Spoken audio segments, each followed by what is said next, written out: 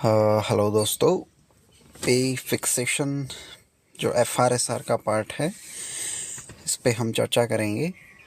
और इसी बहुत इम्पोर्टेंट वीडियो होने वाली है, क्योंकि इसमें से आप सबसे ज़्यादा अगर क्वेश्चन आएंगे वो इसी पार्ट से आने वाले हैं। क्योंकि गवर्नमेंट ऑफिसेज में सबसे ज़्यादा यूज़ होने वाले रूल्स पे फिक्सेशन से रिलेटेड है। क्योंकि जब भी आप ज्वाइन करते हो, जब भी प्रमोट होते हो, तो आपकी पे फिक्स की जाती है, या कोई डेपुटेशन से यहाँ आता है तो भी उसकी पे फिक्स करनी पड़ती है। सो इससे आप FRSR में से अगर 15 क्वेश्चन आते हैं तो इसमें से आप 4 से 5 क्वेश्चन एक्सपेक्ट कर सकते हैं। ठीक है, सो इम्पोर्टेंट होने वाली है। Let's start. सो कुछ एक बार मैं अंडरस्टैंडिंग दे देता हूँ। फंडामेंटल रूल्स में हमने डेफिनेशंस और जनरल कंडीशन ऑफ सर्विस कर लिए हैं। ठीक है, यहाँ से 2-3 क्वेश्चन आ जाते हैं, बहुत इंपॉर्टेंट पार्ट है ये। अब हम देखने वाले हैं पे। ठीक है, इसमें पे फिक्सेशन भी आ जाएगा, ये हमारा दूसरा पार्ट होगा। रिटायरमेंट हमने कर ही लिया है पेंशन वाले पार्ट में। ठीक है, लीव वाला जो पार्ट है ये पहले हुआ था FR 58 से 104 तक, तो ये रूल तो सारे हट ही गए। ठीक है, फिर 109 से आगे जितने भी रूल हैं वो हैं फॉरेन सर्विस। ठीक है, तो ये हम कर चुके हैं। लीव रूल हमारा हो गया है। फॉरेन सर्विस हम आने वाली वीडियो में करेंगे। पे हम अभी करने वाले हैं। ठीक है, और इसके बाद पे आने के बाद हमारी एक वीडियो आएगी फीस प्लस ऑनरेरियम पे। फिर एक आएगी फॉरेन सर्विस पे, एक आएगी अलाउंसेस पे। ठीक है, और एक आएगी अपार और सर्विस बुक पे। ठीक है, समझ गए आप पूरा मुद्दा क्या है हमारा FRSR से रिलेटेड। और टाइम रहा तो हम एकोमोडेशन से भी कर लेंगे, बट एकोमोडेशन से क्वेश्चंस नहीं आते हैं यूजुअली। ठीक है, सो ये सबसे इम्पोर्टेंट है। उसके बाद आपको पता ही है हम MCQ सीरीज़ वगैरह करेंगे और कंप्यूटर भी कवर करेंगे। So let's start. तो सबसे पहले हम पे मैट्रिक्स देख लेते हैं। कुछ ऐसी दिखाई देती है हमारी पे मैट्रिक्स। इसमें ये वाली जो कॉलम है ना, रो जो है ना, ये है लेवल्स। ये सबसे हाईएस्ट है 18, लेवल 18। कैबिनेट सेक्रेटरी यहाँ पे होता है, जिसका बेसिक है 2.5 लाख। बेसिक पे फिर फर्दर डियरनेस अलाउंस और अदर अलाउंसेस लगते हैं as a percentage of this basic. और मिनिमम हमारा लेवल 1 है, यहाँ आप देखेंगे 18,000। ये लेवल 1 है MTS का। ठीक है, फिर लेवल 2 LDC, लेवल 4 UDC, ऐसे करते करते हमारा जो लेवल 7 AAO पे 44,900 है। पहले ये ग्रेड पे हुआ करता था, जैसे 4600 ग्रेड पे है ना, वैसे ही AO का लेवल 10 होता है तो 5400 ग्रेड पे है। यहाँ पे आप देख सकते हैं लेवल 10 ये वाला। ठीक है, सो ये पहले ग्रेड पे हुआ करता था, जो इस कॉलम में दिया हुआ है 10,000 तक जाता है ये। ठीक है, अब लेवल्स आ गए हैं जो कि फंक्शन से रिलेटेड, जिसका हाईएस्ट फंक्शन होगा तो हाईएस्ट जो हायरार्की में सबसे ऊपर उसका लेवल ज़्यादा, और जो जिसका रोल और फंक्शन छोटा होगा वो लेवल 1 2 3 4 ऐसे बढ़ता जाएगा। सो इधर जाते जाते जो फंक्शनल रोल है ना वो बड़ा होता जाता है। ठीक है, ये तो हो गया हॉरिजॉन्टल लेवल्स की बात। फिर ये क्या है, ये ऊपर से नीचे जो बढ़ रहे हैं ये हैं पे में इंक्रीमेंट्स। जैसे हमारा शुरू होता है यहाँ से, आप देखें अगर लेवल 7। ठीक है, 44,900 से शुरू होता है और हर साल पहली बार तो 6 महीने में लगता है इंक्रीमेंट, पहला इंक्रीमेंट। उसके बाद एक एक साल में लगता है, एक साल एक साल एक साल ऐसे करके। ठीक है, सो ये जो है ना ये दिखाता है पे प्रोग्रेशन। प्रोग्रेशन, ठीक है, ये क्वेश्चन बनते हैं। ठीक है, MCQ में आते हैं ऐसे क्वेश्चंस कि पहले ग्रेड पे था अब क्या है, अब लेवल्स हैं। ठीक है, हॉरिजॉन्टल में क्या दिखता है, फंक्शनल रोल। वर्टिकल में क्या दिखता है, पे प्रोग्रेशन। ठीक है, और मैक्सिमम 2.5 लाख बेसिक है। लेवल 18 पे, ठीक है। और मिनिमम जो है MTS लेवल पे होती है 18,000 लेवल 1 पे, ठीक है। सो इस तरह से ये चीज़ें हैं, ये हमें ध्यान रखना है। सो ये जो पे मैट्रिक्स है ये 7th पे कमीशन के बाद आई है, और जो ग्रेड पे वाला सिस्टम है वो अब ख़त्म हो गया है, ठीक है। पे बैंड्स एंड ग्रेड पे पहले हुआ करता था, ठीक है। और यहाँ पे इसको पे मैट्रिक्स हम कहते हैं, फाइन। इसमें 2 डायमेंशन है, हॉरिजॉन्टल वर्टिकल, ये हम पढ़ चुके हैं, ठीक है। 1/1/2016 से ये जो चीज़ें हैं पे मैट्रिक्स वाली ये लागू हुई हैं। 1/1/2016 ये डेट बहुत ही इम्पोर्टेंट है, यानी कि नया साल और नया पे स्केल 1 जनवरी से 1 जनवरी 2016, फाइन। और जो पुराने एम्प्लॉयज़ थे ना, उनके जो बेसिक है उसको एक फिटमेंट फैक्टर होता है 2.57 से मल्टीप्लाई किया गया, और जो भी इनका जो सेल बन रही थी इस पे मैट्रिक्स में, वहाँ उनकी पे को फिक्स कर दिया गया। क्योंकि पुराने एम्प्लॉयज़ जिन 1/1/2016 से पहले वाले, तो उनकी नया पे मैट्रिक्स आया तो उनकी सैलरी को फिक्स करना पड़ेगा फिर से नए पे मैट्रिक्स के हिसाब से। तो उनकी जो भी बेसिक थी उसको 2.57 से मल्टीप्लाई कर दिया गया। अब जैसे 8वां पे कमीशन आने वाला है तो उसका फिटमेंट फैक्टर भी कुछ ऐसा ही है 2-3 के अराउंड। तो जितना भी फिटमेंट फैक्टर होगा ना, उससे हमारी बेसिक को मल्टीप्लाई कर दिया जाएगा, फिर जो निकल के आएगा वो हमारी बेसिक होगी। इस टाइप से हमारी पे फिक्स की जाएगी फिर 8th पे कमीशन आने के बाद, ठीक है। फिटमेंट फैक्टर समझ आया, ये याद रखना है हमें, ठीक है। 2.57 वैसे कम ही आएगा क्योंकि पुरानी बात हो गई है अब 1/2016 की, फिर भी यू कैन रिमेंबर। एक चीज़ और बताना भूल गया कि ये जो चीज़ें हैं ना, ये पेज इसमें प्रोग्रेस, इसको सेल कहते हैं, दिस इज़ ए सेल, ठीक है। प्रमोशन जब इंक्रीमेंट लगता है तो हम नेक्स्ट सेल में आ जाते हैं, ठीक है, फिर नेक्स्ट सेल में आते हैं, ऐसे हमारी बढ़ती रहती है सेल्स, ठीक है। और ये हो गए हमारे लेवल्स। और लेवल को टाइम स्केल भी कहते हैं, ये है ना, इनको टाइम स्केल ऑफ पे कहा जाता है, ठीक है। और पे मैट्रिक्स पे आप एक नज़र रख सकते हैं, और इसका स्क्रीनशॉट भी आप लेके रख सकते हैं। फिर ये मैक्सिमम नीचे और जाता है, ये 40 तक जाता है नीचे, लास्ट जो रेंज है ना इसकी 40 तक जाती है, ठीक है। ओके, अब हम बात कर लेते हैं फिक्सेशन ऑफ पे की। पे फिक्स देखो, एक तो प्रमोशन होती है बंदे की तब होता है, दूसरा जब वो न्यू पोस्ट को ज्वाइन करता है, ठीक है, तब होता है। डायरेक्ट रिक्रूटमेंट के थ्रू नई पोस्ट पे आता है, या फिर डेपुटेशन के केस में होता है, ठीक है। ये 3 केसेस हैं मोटा मोटी, प्रमोशन, डायरेक्ट रिक्रूटमेंट और डेपुटेशन, ठीक है। इनको हम स्टडी करते हैं 1 बाय 1। ओके, मान लो किसी बंदे का प्रमोशन हो जाता है, ठीक है, इस लाइन का मतलब समझा, तो उसको एक इंक्रीमेंट दे दिया जाएगा जिस भी सेल में वो सेल से प्रमोट हुआ है वो, ठीक है। इसको समझते हैं, देखो मान लेते हैं आप AO बनते हैं, ठीक है, तो आपकी पे जो है, आपको 3 साल बाद AO बना दिया जाएगा, तो आपकी 3 साल बाद पे कितनी होगी, लेट अस से आप यहाँ पहुँच जाते हो 49,000 पे, ठीक है। अब आप बन जाते हो AO यानी लेवल 10 पे, ठीक है, अभी आप लेवल 7 पे थे, तो आपको इस पे एक इंक्रीमेंट दे दिया जाएगा, ठीक है। तो कितनी आई, 50-500। अब हम लेवल 10 में देखेंगे 50-500 के इक्विवेलेंट कोई पोस्ट है, तो खैर देखो ये तो मैंने एग्जांपल थोड़ा सा गलत ले लिया, क्योंकि यहाँ तो ऑलरेडी ही 50-500 से ज़्यादा है, तो हम 56,100 ही देंगे उसको। मान लेते हैं कोई बंदे की, मान लो आप AO रहते हैं 10-12 साल तक, और आपकी वहाँ सैलरी थी लेट से 60,400, तो आपको एक इंक्रीमेंट दे दिया जाएगा प्रमोशन के नाम का, तो आपकी सैलरी 62,200 हो जाएगी, ठीक है।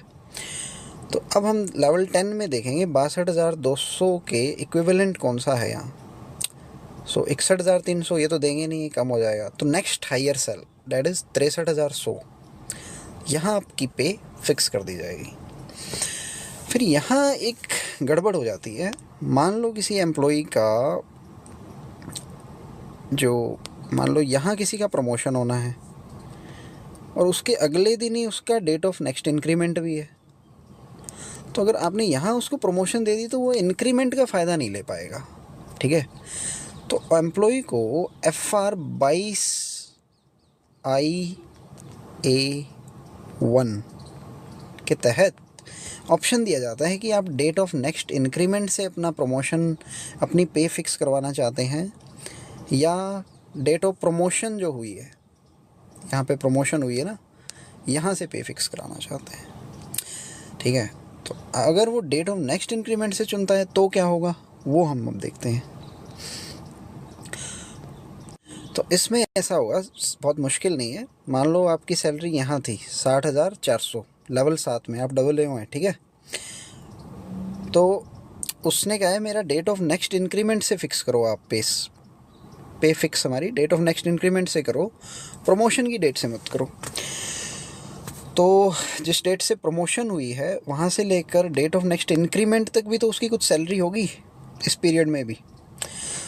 वो कितनी होगी, ये 60,400 है ना अभी तो उसकी। तो अब हम लेवल 10 में जाके देखेंगे कि कहाँ 60,400 के आसपास बन रहा है कुछ, तो वो होगा 61,300। ठीक है, तो डेट ऑफ नेक्स्ट इंक्रीमेंट तक तो उसको 61,300 दे दी जाएगी। अब आ गई उसकी डेट ऑफ नेक्स्ट इंक्रीमेंट। ठीक है, तो अब उसको एक इंक्रीमेंट, तो इंक्रीमेंट के नाम का और एक प्रमोशन के नाम का, तो यहाँ पे उसको 2 इंक्रीमेंट दे के 64,400 कर दी जाएगी। ठीक है, इंक्रीमेंट पुरानी वाली पे लगेगा, ये ध्यान रखना। ठीक है, ये तो हम फॉर द टाइम बीइंग उसको दे रहे थे, ये उसकी ओरिजिनल सैलरी नहीं है ये वाली। ठीक है, 2 इंक्रीमेंट लगाएंगे, एक प्रमोशन के नाम का, एक इंक्रीमेंट के नाम का, तो उसकी 64,100 हो जाएगी। तो वो हम यहाँ देखेंगे लेवल 10 में, तो 63,100 तो दे नहीं सकते, तो 65,000 उसकी फ़िक्स कर देंगे from date of next increment. तो देखा यहाँ इसको कितना फ़ायदा मिला है। सो ये चीज़ हमें देखनी है कि डेट ऑफ नेक्स्ट इंक्रीमेंट और डेट ऑफ प्रमोशन, ये 2 ऑप्शन इसको दिए जाते हैं किस रूल के तहत, FR22IA1। ठीक है, FR22IA1। इसको याद करने का तरीका ये है कि आपके पास दो ऑप्शन हैं to choose from, this and this. ठीक है, ऑप्शन ही तो देखना है आपको। तो 22IA1, 22IA। ठीक है, ऐसे याद रख सकते हैं। ये चीज़ यहाँ दी हुई है। नॉर्मल केस में तो उसको 1 इंक्रीमेंट दे दिया जाएगा और जो भी सेल होगी प्रोमोटेड लेवल में वहाँ उसको फिक्स कर दिया जाएगा। फिर यहाँ दिया हुआ है fixation of pay on promotion from the date of next increment. यहाँ इसको ऑप्शन मिलता है FR22A1 के तहत। ठीक है, सो उसको from the date of promotion till his date of next increment, यानी जिस दिन प्रमोशन हुई और यहाँ डेट ऑफ नेक्स्ट इंक्रीमेंट उसका आ रहा है। इंक्रीमेंट हमें पता है ना, 1 जुलाई या 1 जनवरी, दोनों में से एक दिन लगता है। ठीक है, वो अलग अलग एम्प्लॉय का अलग अलग होता है। तो प्रमोशन वाली डेट और इंक्रीमेंट वाली डेट के बीच में क्या सैलरी मिलेगी वो हमें देखना है यहाँ पे। वो तो उसको सिंपली मिल जाएगी नेक्स्ट हायर सेल जो भी होगा जिस लेवल में वो प्रमोट हुआ है। ठीक है, हमने देखा ना आगे लेवल 10 में हम देखेंगे कि भाई कौन सा है, तो उसमें दे देंगे हम जो भी सेल उसका फिट बैठ रहा होगा। और उसके बाद उसकी रीफिक्स की जाएगी बाय गिविंग 2 इंक्रीमेंट्स। कौन से लेवल में लगेगा, लेवल 10 में या लेवल 7 में, from which he is promoted. तो लेवल 7 से प्रमोट हुआ है ना वो, तो वहाँ उसकी 60,000 समथिंग थी, तो उसको 2 इंक्रीमेंट दे दो बस। फिर फिक्स कर दो लेवल 10 में जाके। फिक्स तो लेवल 10 में ही करेंगे ना हम क्योंकि लेवल 10 में ही हुआ है। इंक्रीमेंट हम पुराने वाले में लगाएंगे, बस इतना ध्यान रहेगा। और इस पे MCQ बन सकते हैं, बिल्कुल आपको प्रॉपर स्टेटमेंट दी जाएगी कि भाई फलाना व्यक्ति इस दिन ज्वाइन करता है, ये उसका पूरा सिस्टम है, ये उसकी डेट ऑफ नेक्स्ट इंक्रीमेंट है, तो बताओ भाई इसकी क्या, कहाँ पे पे फिक्स करें। ठीक है, तो आपको ये प्रॉपर एग्जांपल के साथ पूछा जा सकता है, ये अच्छे से समझ लो आप। ठीक है, और हम यहीं पे पे प्रोटेक्शन का भी देख लेते हैं। ये हमने पे प्रमोशन देखा ना, जो बंदे मान लो आप कहीं काम कर रहे थे लेवल 7 पे, आप यहाँ आ जाते हैं किसी डिपार्टमेंट में लेवल 10 पे, डायरेक्ट मान लो आप ईपीएफओ में एपीएफसी बन जाते हैं, लेवल 10 की पोस्ट है, तो आपको पे प्रोटेक्शन दी जाती है। ठीक है, तो पे प्रोटेक्शन में आपकी यहाँ कुछ सैलरी थी मान लो 60,000। ठीक है, लेवल 10 में शुरू ही 56,100 से होता है। तो यहाँ पे क्योंकि हायर रिस्पॉन्सिबिलिटी इन्वॉल्व है, तो आपको हायर रिस्पॉन्सिबिलिटी के नाम का 60,000 पे एक इंक्रीमेंट लगाया जाएगा। फिर जो भी सैलरी आएगी वो यहाँ देखा जाएगा किस सेल में है, वो यहाँ फिक्स कर दी जाएगी लेवल 10 में।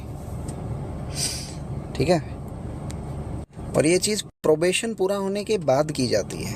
ठीक है, 2 साल जब आपके पूरे हो जाते हैं ना, उसके बाद आपको ये बेनिफिट दिया जाता है।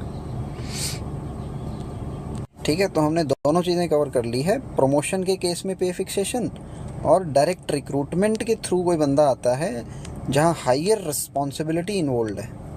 ठीक है, और अगर सेम पोस्ट पे ही आ जाता है, सेम ही लेवल पे, लेवल 7 ही है मान लो, इक्विवेलेंट है, कहीं एएसओ था डब्ल्यूओ की पोस्ट पे आ गया, तो उसको वो एक हमने एक इंक्रीमेंट लगाया था ना हायर रिस्पॉन्सिबिलिटी का, वो हम नहीं लगाएंगे, सीधा ही बस बराबर की बराबर सेल देखेंगे कोई और उसमें उसको फिक्स कर देंगे। ठीक है, ये हमारा मैटर है पूरा। और ये जो चीज़ मैंने छोटे में समझाई है ना, ये आप रूल पढ़ेंगे तो उसमें 7-8 पेज में दिया हुआ है पूरा मामला। ठीक है, वो भी मैं दिखाऊंगा आपको अभी, डोंट वरी। राइट, फिर एक देखते हैं FR 15A के तहत अगर किसी एम्प्लॉय का हायर पोस्ट से लोअर पोस्ट में ट्रांसफ़र कर दिया जाता है, उसने खुद ही रिक्वेस्ट की थी कि मुझे लोअर पोस्ट चाहिए। ठीक है, तो ऑफ कोर्स पहले उसको सैलरी ज़्यादा मिल रही होगी, अब कम मिल रही होगी। ठीक है, तो अब उसको हायर पोस्ट वाली सैलरी ही दी जाएगी। ठीक है, पे प्रोटेक्ट की जाएगी उसकी, एक तरह से देखा जाए तो उसको जो सैलरी मिलेगी वो equal to the pay drawn by him in higher level of post. ठीक है, बराबर ही सैलरी मिलेगी जितनी पहले थी। तो पे फिक्स कैसे की जाएगी, अगर मान लो लेवल 10 के वो किसी पर्टिकुलर सेल में था। ठीक है, अब वो कह रहा है मुझे लेवल 7 पे वापस भेज दो, अगर वो सेम ही सेल मिल जाता है उसमें फिर तो ठीक है, अगर सेम सेल नहीं मिलता है तो उससे लोअर वाला देखा जाएगा। ठीक है, उसमें फ़िक्स की जाएगी फिर। और मान लो ये लोअर वाले में मान लो इसकी सैलरी बनती है लेट्स से 50,000, नहीं 50,000 नहीं, लेट्स से 60,000, और यहाँ ये कमा रहा था मान लो 65,000 या 62 मान लो, चलो इतना डिफरेंस नहीं करते।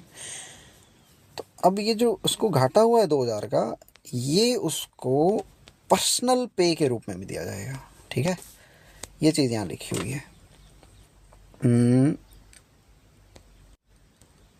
ये देखो, may be granted as personal pay. हमने देखा था ना पर्सनल पे क्या होती है, उसकी सब्सटेंशियल पे में अगर कोई डिफरेंस आता है, कम हो जाती है, तो उसको पर्सनल पे दी जाती है। वैसे ही हमने स्पेशल पे देखी थी। स्पेशल पे क्या होती है, अगर स्पेशल काम कर रहा है वो, बहुत ही आर्ड्यूअस नेचर का काम है। ठीक है, बहुत ही मुश्किल काम अगर वो कुछ कर रहा है, जैसे कैशियर्स होते हैं उनको कैश हैंडलिंग अलाउंस दिया जाता है।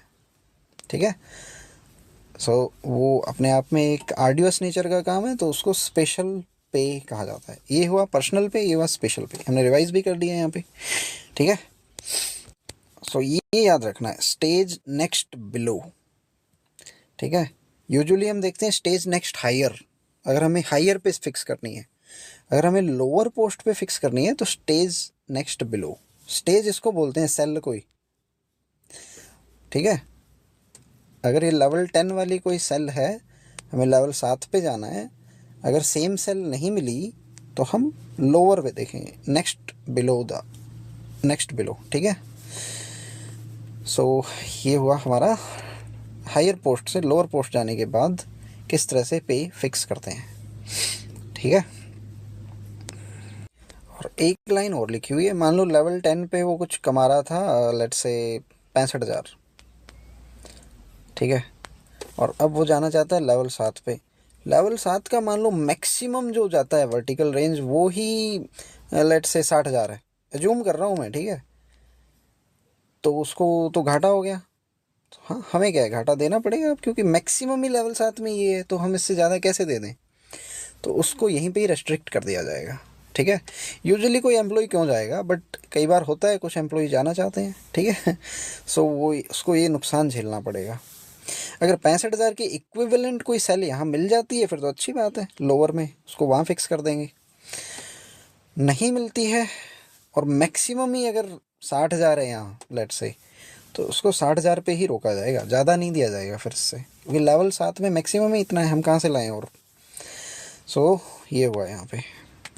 और अब देखते हैं, हमने देखा था ऊपर कि गवर्नमेंट सर्वेंट्स को ऑप्शन दिया जाता है कि वो डेट ऑफ प्रमोशन से अपनी पे फिक्स कराना चाहते हैं या डेट ऑफ नेक्स्ट इंक्रीमेंट से। तो मान लो उन्होंने एक ऑप्शन चुन लिया, अब उनको लगा कि यहाँ घाटा हो रहा है, तो उनको 3 महीने का टाइम मिलेगा रिवाइज करने का, ठीक है।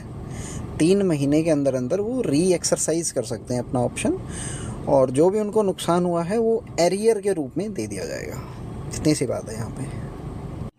ओके, सो नाउ हम देखते हैं, अगर कोई बंदा एक्स काडर पोस्ट में जाता है, यानी डेपुटेशन पे जाता है, एक्स काडर यानी अपने काडर से बाहर, ठीक है।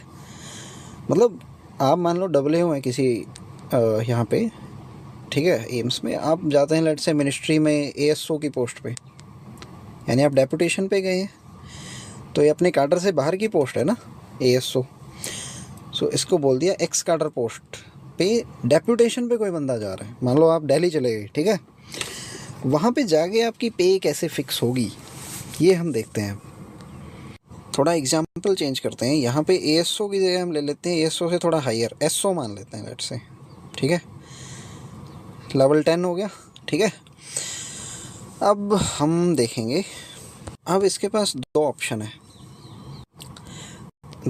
या तो अपनी वो देखो डब्ल्यू जो थी वो अपनी पेरेंट काडर, या तो अपनी पेरेंट काडर वाली पोस्ट में जो पे मिल रही थी प्लस डेपुटेशन अलाउंस ले ले, डेपुटेशन अलाउंस है, ठीक है, या वो अपनी एक्स काडर वाली पोस्ट का जो पे है वो ले ले। सो इस केस में तो हमें पे फिक्स करने की नीड ही नहीं है, सीधा सीधा हम पेरेंट काडर में जो थी उसकी पोस्ट डब्ल्यू पे वो देख लेंगे और उसमें उसको ये जो डेपुटेशन अलाउंस है ये दे देंगे, ठीक है। यहाँ तो ये सिंपल सी बात है। पे फिक्स करने की नीड यहाँ आती है जब वो एक्स काडर वाली चुनता है। अगर ये एक्स काडर वाली पोस्ट यानी एसओ वाली पोस्ट, यहाँ पे अगर ज़्यादा है तो FR 22A1A1 के तहत फिक्स होगी, फाइन। यानी एक इंक्रीमेंट उसको दिया जाएगा हायर रिस्पॉन्सिबिलिटी का, ठीक है। यहाँ डब्ल्यू पे उसकी लेट्स से जो भी सैलरी थी उस पर एक इंक्रीमेंट लगाया जाएगा, फिर एसओ में फिक्स कर दिया जाएगा एसओ वाले लेवल पे।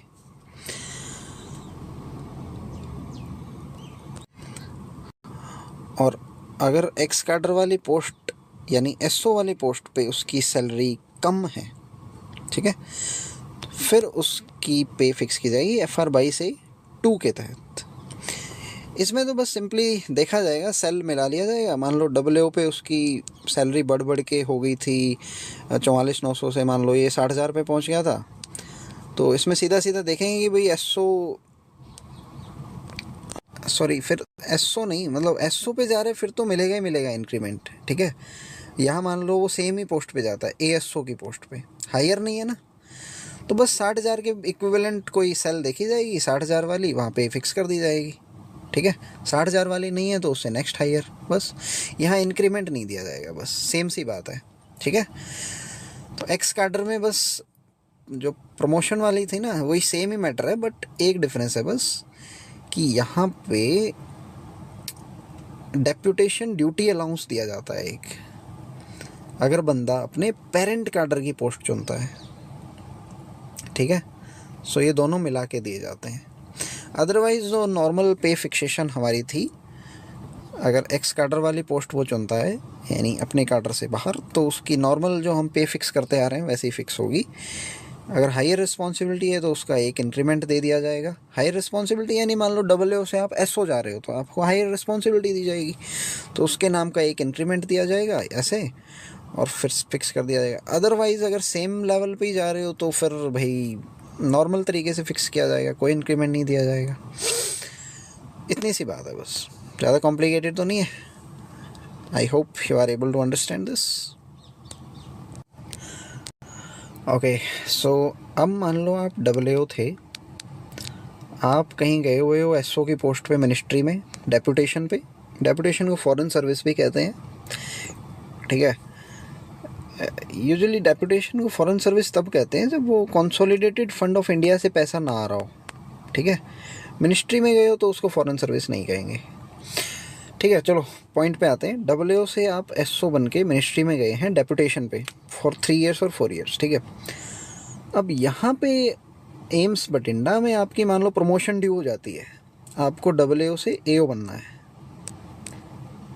ठीक है। आप मान लो यहाँ 3 साल तक डेपुटेशन पे थे, तो क्या आपको प्रमोशन मिलेगी? हाँ बिल्कुल मिलेगी। माना कि आपने एम्स बठिंडा में सर्व नहीं किया, बट 3 साल तो आपके चल रहे थे ना, तो एम्स बठिंडा वाले आपको एक प्रिजम्पटिव पे दे रहे होंगे, ठीक है। प्रिजम्पटिव पे यानी मान लिया कि वो मिनिस्ट्री में गया हुआ है बट यहाँ काम कर रहा होता तो उसकी कुछ इंक्रीमेंट लग के कुछ पे हो जाती, तो उस प्रिजम्पटिव पे के हिसाब से आपकी पे फिक्स कर दी जाएगी AO की पोस्ट पे, आपका अगर प्रमोशन हो जाता है तो, ठीक है। तो ये बेसिक फंडा इसमें ये है कि ये जो डेपुटेशन वाला पीरियड है ना आपका, इसको नल नहीं कह सकती आपके एम्स बठिंडा वाले। ये नहीं कह सकते कि भाई ये AA तो वहाँ मिनिस्ट्री में गया हुआ था, हम इसको प्रमोशन क्यों दें ना, ऐसा अलाउड नहीं है। आप प्रिजम्पटिव पे मान के चलो, अपने डेटा में बना के रखो, उसके हिसाब से ये एम्स बठिंडा वाले जो हैं वो आपको प्रमोशन देंगे और आपकी पे फिक्स करेंगे, प्रिजम्पटिव पे, ठीक है। इतना याद रहेगा। और पे फिक्स फिर वैसे ही की जाएगी FR 22I A1 के तहत, either from date of next increment और from date of promotion. Date of next increment से करते हो तो इंक्रीमेंट तक तो आपकी जो भी, जहाँ भी आप लेवल 10 में प्रमोट हुए हो वो वाली पे आपको दी जाएगी, और जैसे ही डेट ऑफ नेक्स्ट इंक्रीमेंट आपकी आएगी तो आपको AA वाली पोस्ट पे 2 इंक्रीमेंट लगा के AO वाली पोस्ट पे फिक्स कर दिया जाएगा बस। जो 2 इंक्रीमेंट लग रहे हैं पुरानी पोस्ट पे लग रहे हैं, ठीक है, फाइन। सो हमने यार रिवाइज भी कर लिया अपना मैटर। ओके, अब बात करते हैं जो बंदे टेक्निकल रेजिग्नेशन लेके आते हैं उनको पे प्रोटेक्शन दी जाती है ऑफ कोर्स, ठीक है। हमने देखा भी है ऊपर ये डायरेक्ट रिक्रूटमेंट वालों के केस में। और उनकी पास्ट सर्विस को काउंट किया जाएगा या नहीं फॉर एनुअल इंक्रीमेंट? हाँ बिल्कुल किया जाएगा। उनका जो पहले से इंक्रीमेंट की डेट थी ना, उसके साथ कोई छेड़छाड़ नहीं होगी, वो वही जारी रहेगी। यहाँ आके उनको फिर से 6 महीने पूरे करने की नीड नहीं है इंक्रीमेंट लेने के लिए, है ना।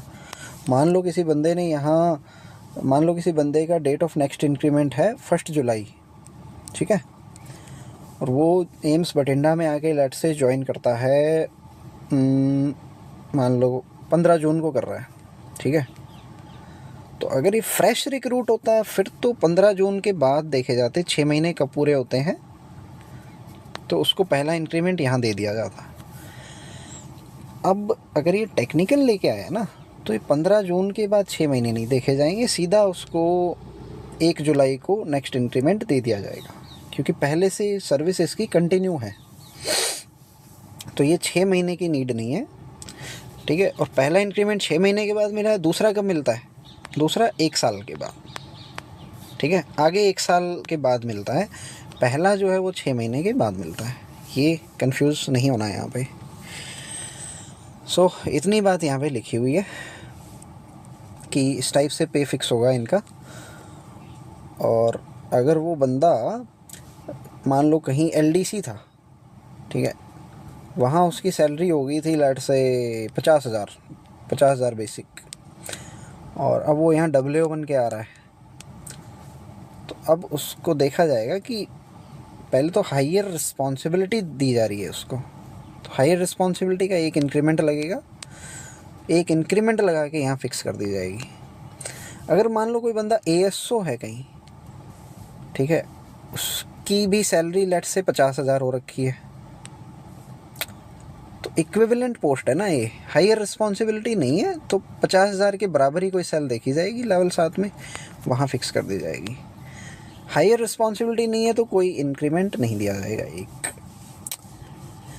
ठीक है।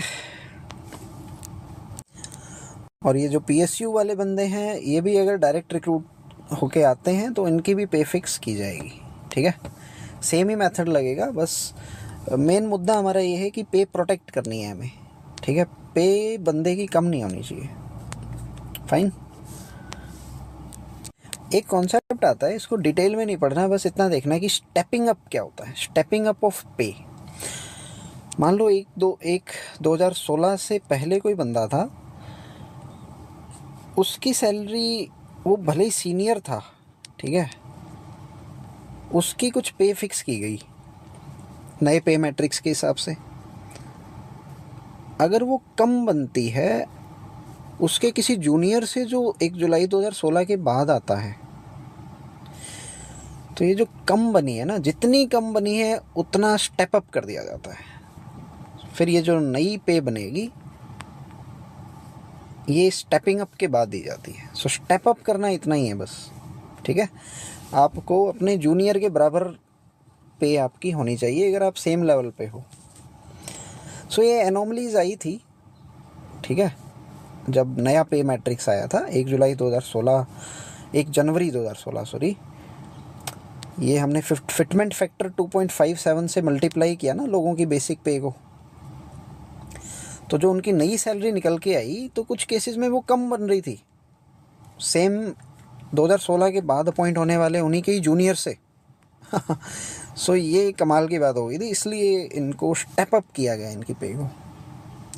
इतना ही याद रखना है इसमें हमें, stepping up. So next topic हमारा है इंक्रीमेंट। इंक्रीमेंट हमने देख ही लिया है, जो हमारा पे मैट्रिक्स था ना उसके अंदर जो सेल्स थी, ठीक है, सेल्स ऐसे बढ़ रही थी ना हमारी आगे आगे, सेल्स को स्टेज भी हम कह रहे थे, है ना। तो वो निर्धारित है, वो हर साल आपकी प्रमोशन होती जाती है, पहली बार 6 महीने के बाद होती है और उसके बाद हर साल आपको इंक्रीमेंट दिया जाता है। डेट हमारी 1 जुलाई या 1 जनवरी, ये डिपेंड करता है हमारी डेट ऑफ ज्वाइनिंग क्या है, ठीक है। सो उसके हिसाब से हमारी डेट ऑफ इंक्रीमेंट फिक्स होती है, या तो 1 जनवरी को या 1 जुलाई को। अच्छा, मान लो कोई बंदा 2 जनवरी को ज्वाइन करता है, ठीक है, तो उसको कब नेक्स्ट इंक्रीमेंट दिया जाएगा? क्या 1 जुलाई को दिया जाएगा? नहीं, क्योंकि यहाँ उसके 6 महीने पूरे नहीं हो पा रहे हैं। हाँ, 1 जनवरी को किया होता ना इसने ज्वाइन, फिर तो हो जाते। तो एक दिन के कारण इतना बड़ा लॉस हो जाता है, ठीक है। यहाँ 6 महीने से एक दिन कम रह रहा है इसका, बस 1 जुलाई को। इस कारण इसका डेट ऑफ इंक्रीमेंट जो है वो 1 जनवरी को जाके पड़ेगा। ये उसको थोड़ा नुकसान हो गया यहाँ पे, है ना। पर यहाँ कुछ लोगों को फ़ायदा भी हो जाता है। मान लो कोई बंदा, फ़ायदा तो नहीं होता, मतलब ये कह सकते हैं, मान लो कोई बंदा यहाँ ज्वाइन करता है, यहाँ जनवरी था ना, यहाँ हमारा जुलाई हो गया, 1 जुलाई। मान लो कोई बंदा यहाँ ज्वाइन करता है, लेट्स से 30 जुलाई को, 30 जून को, फिर उसको 6 महीने लगभग यहाँ 1 जनवरी में हो ही जाएंगे आराम से, 6 महीने से ज़्यादा ही। तो यहाँ उसको 6 महीने के आसपास ही कवर करना पड़ रहा है। बट यहाँ जो बंदा आ रहा था ना जनवरी के, 1 जनवरी के बाद 2 जनवरी 3 जनवरी, उसको बड़ा नुकसान झेलना पड़ रहा है। उसको लगभग 1 साल ही लगाना पड़ रहा है पहली प्रमोशन पाने की, पहला इंक्रीमेंट पाने के लिए। सो ये चीज़ यहाँ दी हुई है, आप देख सकते हैं।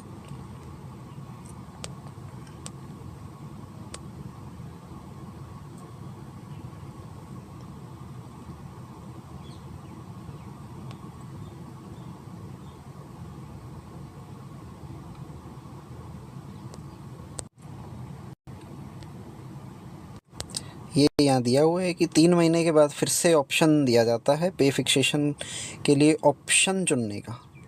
ऑप्शन देखा था ना कि भाई डेट ऑफ नेक्स्ट इंक्रीमेंट से चाहते हो या प्रमोशन की डेट से चाहते हो, ठीक है।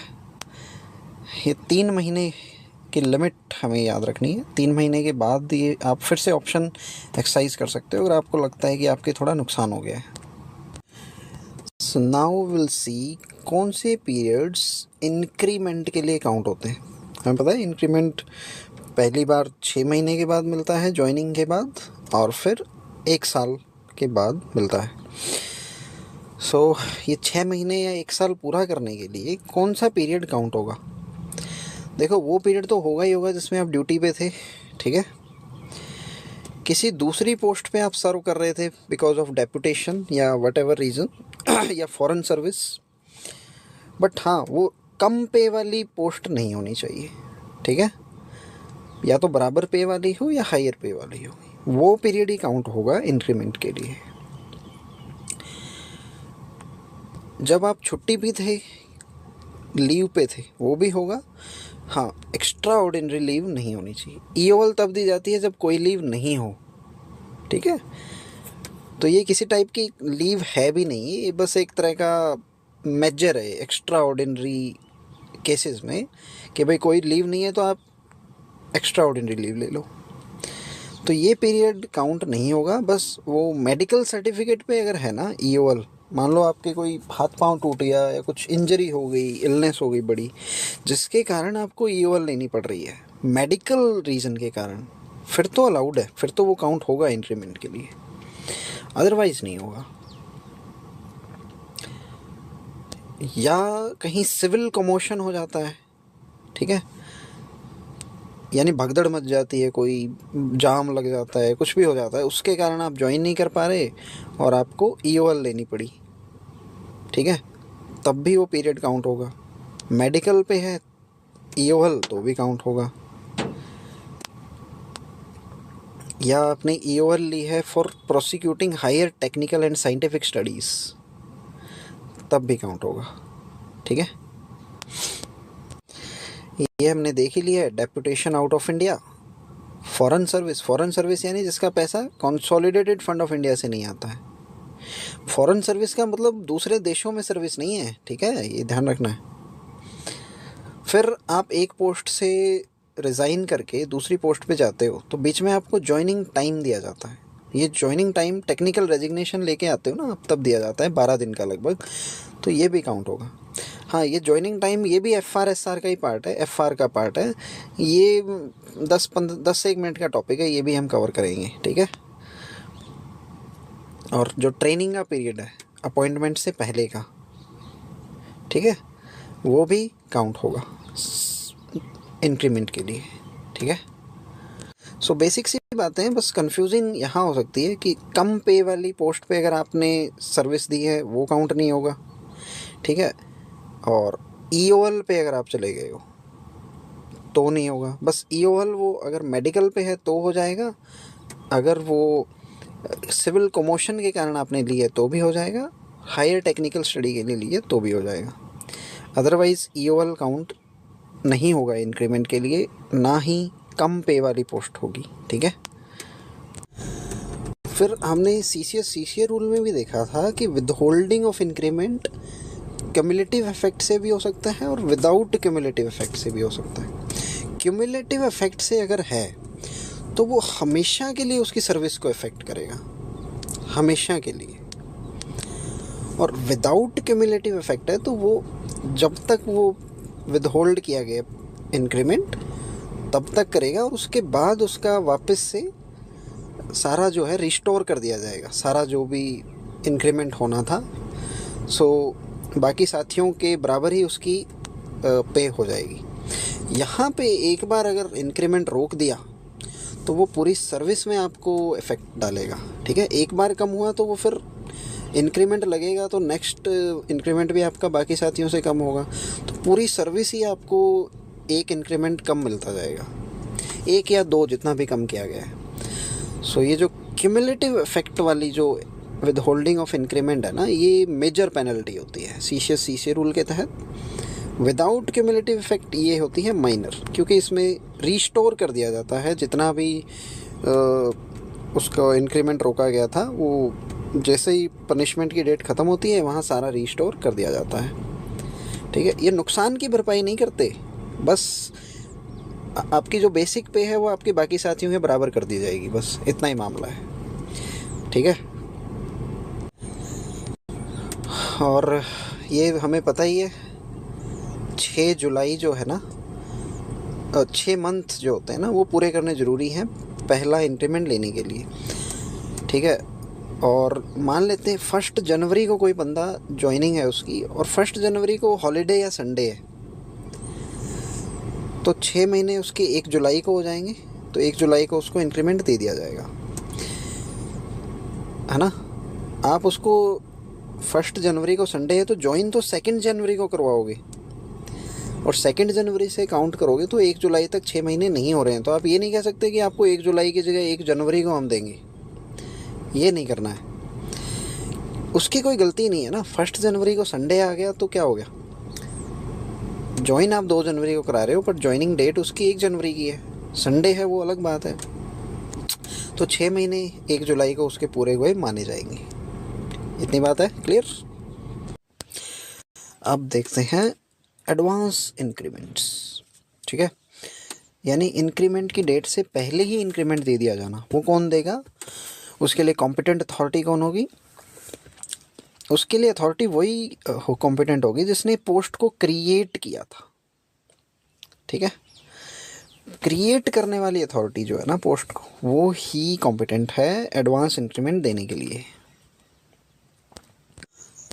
और ये जो एडवांस इंक्रीमेंट दिया जाता है एनोमलीज को दूर करने के लिए भी दिया जाता है। पे फिक्सेशन में कुछ एनोमलीज होती है ना, एनोमलीज में हम स्टेपिंग अप करते हैं, स्टेप अप, यानी जूनियर की सैलरी सीनियर से ज़्यादा होगी तो सीनियर वाली सैलरी को स्टेप अप किया जाता है ना। तो एनोमलीज को दूर करने के लिए और कुछ अदर सर्कमस्टेंसेज में भी यूज़ किया जाता है। जैसे एक सर्कमस्टेंस है स्टेनोग्राफर को दिया जाता है।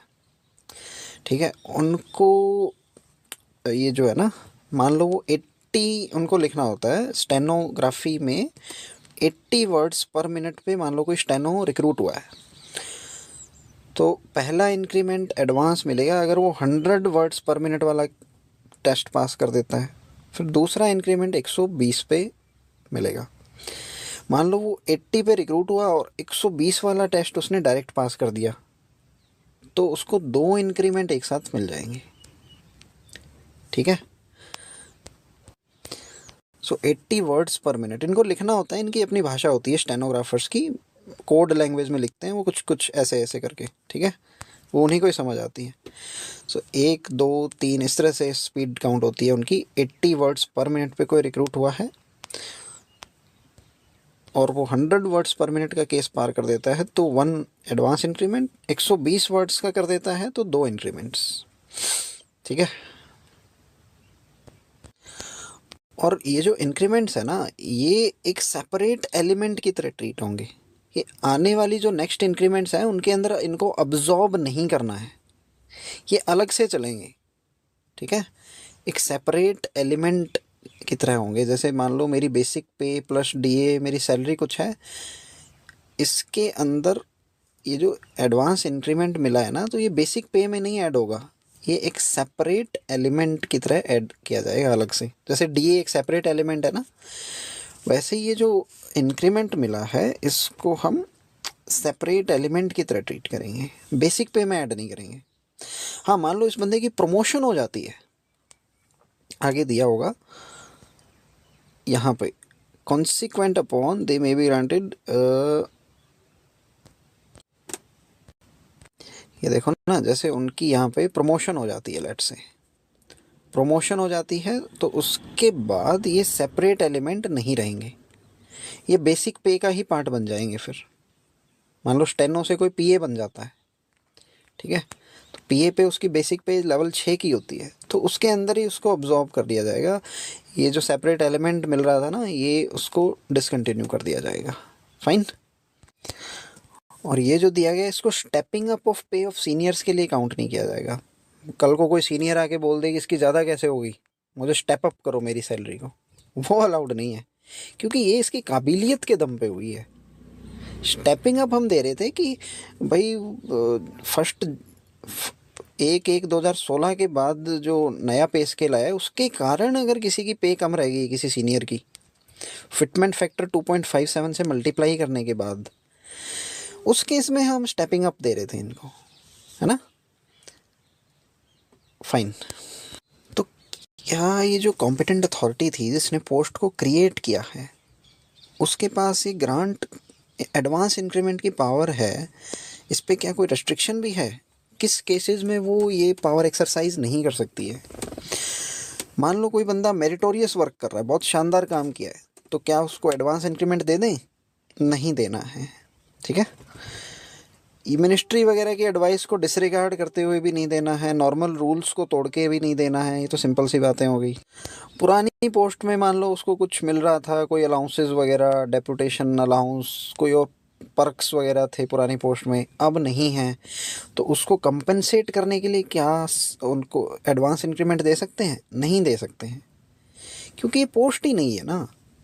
हाँ, अगर कोई बहुत ही ज़्यादा आर्ड्यूअस नेचर का काम है ना, अगर अनयूजुअल सर्कमस्टेंसेस हैं, हार्डशिप वाला मामला है अगर, ठीक है, फिर तो दे सकते हैं, बट नॉर्मली ये चीज़ें नहीं दी जा सकती, ठीक है। मेरिटोरियस काम किया है अगर किसी ने, बहुत अच्छा शानदार काम किया है, उसके लिए भी नहीं दे सकते हैं एडवांस इंक्रीमेंट। सो ये कन्फ्यूज़न के लिए आपको स्टेटमेंट्स में पूछा जा सकता है। अब हम लास्ट पार्ट में आ गए हैं। एक लंप सम इंसेंटिव दिया जाता है अगर कोई बंदा हायर क्वालिफिकेशंस को एक्वायर करता है। फाइन। पीएचडी के लिए 30,000, इसका आप स्क्रीनशॉट लेके रख सकते हैं, ये कई बार मैच द फॉलोइंग में पूछा जाता है। देखो 3 तो मैं आपको सीधे सीधे याद करा सकता हूँ। पीएचडी यानी डॉक्टरेट, इसमें ट्रे पे फोकस आ रहा है, डॉक्टरे और ट, यहाँ 30, यहाँ पे भी 30, ठीक है, याद हो जाएगा ये। दूसरा मैं बताता हूँ आपको, ये डिग्री 3 साल वाली नॉर्मल डिग्री हमारी 10, डी से डिग्री 10 यानी डेका, ये याद हो जाएगा। फिर है पीजी, पीजी यानी 25, यहाँ भी साउंड ऐसा ही हो रहा है ना, पीजी 25, ओके। अब बचे ये 2, इसको ऐसे याद करो, पीजी डिग्री नॉर्मल अगर है 1 साल से ऊपर वाली, उसमें तो 25 है, उससे 5 कम कर दो तो हमारा 20,000 आ जाएगा। यहाँ जो हमारी नॉर्मल डिग्री है 3 साल, जो हर कोई करता है, उससे 3 साल से ज़्यादा वाली डिग्री है तो 5 यहाँ बढ़ा दो, बस हो गया अपना काम। सो आप इसका स्क्रीनशॉट लेके रखें और रिवाइज करें। फाइन। और एक चीज़ कंडीशन यहाँ पे ये है कि ये जो नॉर्मल जो एकेडमिक और लिटरेरी सब्जेक्ट्स हैं ना, जैसे मान लो किसी ने हिस्ट्री में कर लिया, ज्योग्राफी में कर लिया, है ना, इंग्लिश में कर लिया, इस टाइप के सब्जेक्ट्स में अलाउड नहीं है। ये आपकी आने वाली पोस्ट में फंक्शंस से रिलेटेड होना चाहिए। जैसे कोई जेई है, वो अगर एमटेक करना चाह रहा है तो अच्छी बात है, आगे उसकी हेल्प करेगा ये जॉब को बेटर परफॉर्म करने के लिए, है ना। सो ये जो फंक्शन वो परफॉर्म कर रहा है ना, उससे रिलेटेड होना चाहिए और गवर्नमेंट की एफिशिएंसी में कंट्रीब्यूट करना चाहिए। और डिज़ायरेबल और एसेंशियल क्वालिफिकेशन अगर दी हुई है किसी पोस्ट के लिए, जैसे AA के लिए MBA दिया हुआ है, कोई बंदा कहता है आके कि मैं MBA करना चाहता हूँ और मुझे MBA करने के बाद लंप सम पैसा चाहिए कुछ, पीजी में आ गया ना MBA, तो मास्टर्स है ये, तो पीजी का कितना है 25, कोई बोले मुझे 25,000 रुपये चाहिए, तो ये अलाउड नहीं है क्योंकि ये डिज़ायरेबल में था, है ना। और मान लो वो इन कोर्सेज़ के लिए सरकार से परमिशन लेके स्टडी लीव पे चला जाता है, स्टडी लीव के केस में ये सब अलाउड नहीं है, क्योंकि स्टडी लीव में उसको सैलरी दी जा रही है ना।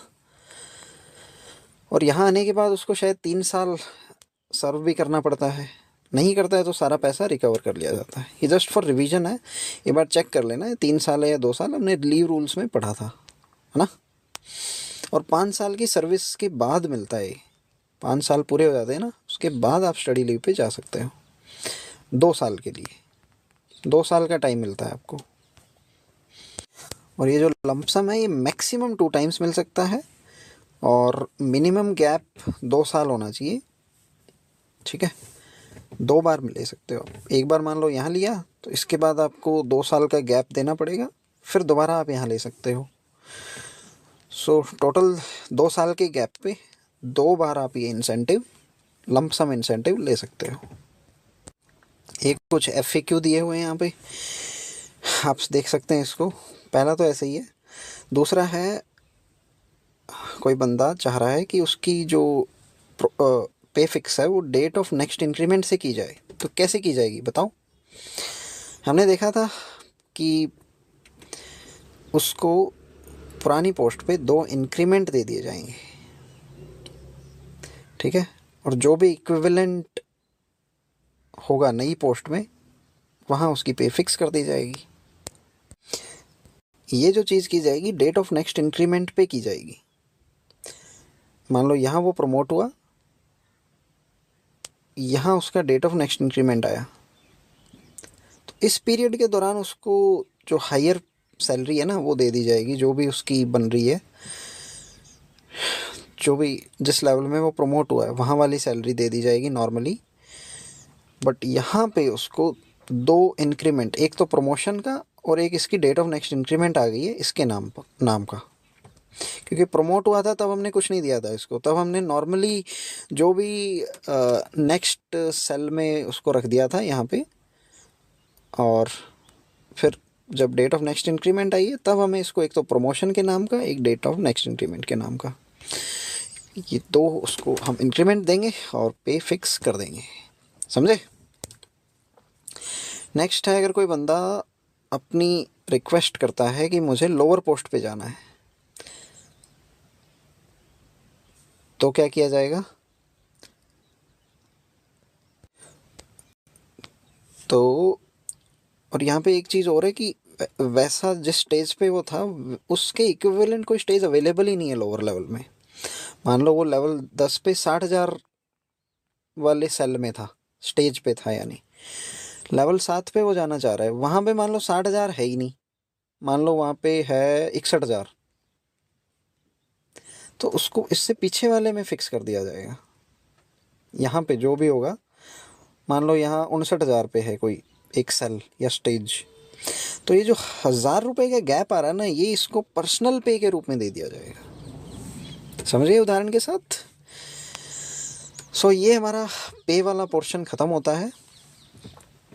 इस पे हम कुछ क्वेश्चंस भी करेंगे बाद में, जब हम सारे लेक्चर्स पूरे हो जाएंगे आने वाले टाइम में। अभी इसमें हम अलाउंसेस पे एक चैप्टर आएगा, एक लेक्चर आएगा अलाउंसेस पे। उसके बाद हमारा हो जाएगा फॉरेन सर्विस या डेपुटेशन भी इसको कहते हैं। ठीक है, फिर हमारा एक होगा अपार और सर्विस बुक पे, और इन्हीं के साथ ही हम एक जॉइनिंग टाइम का भी कर लेंगे। वो छोटा सा चैप्टर है, 10 मिनट का चैप्टर होगा। ठीक है, सो ये हमारा आने वाले टाइम का खाका है। फिर आपको पता ही है इसके बाद हम कंप्यूटर पे एक मैराथन करेंगे। फिर ये सारा मैंने टारगेट रखा है 12 फ़ैब से पहले ये सारा हो जाएगा। 12 फ़ैब का टारगेट लेके चलते हैं, और फिर उसके बाद हमारी MCQ सीरीज़ आएगी। सारे MCQs हमें कवर करने हैं। पूरी तरह से आप उस पर रिलाई कर सकते हैं। मैं बहुत ही शानदार तरीके से MCQs बनाऊंगा इसमें, इधर उधर भटकने की आपको कोई नीड नहीं है। ठीक है, सो हमारा जो पे फिक्सेशन का टॉपिक है यहीं पे समाप्त होता है, और मैं अपनी वाणी को यहीं विराम दूंगा। और आप सब लोगों को मेरी तरफ से बेस्ट विशेज़ है आपके एग्ज़ाम्स के लिए। Have a good day and bye. Okay, see you in the next video.